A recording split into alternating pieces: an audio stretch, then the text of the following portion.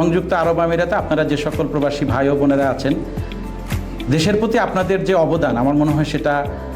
আলাদা করে বলার কিছু নেই। আপনারা দেশের আর্থসামাজিক উন্নয়নে যে পরিমাণ অবদান রেখে যাচ্ছেন, তার জন্য আমি মনে করি বাংলাদেশের সকল মানুষ আপনাদের কাছে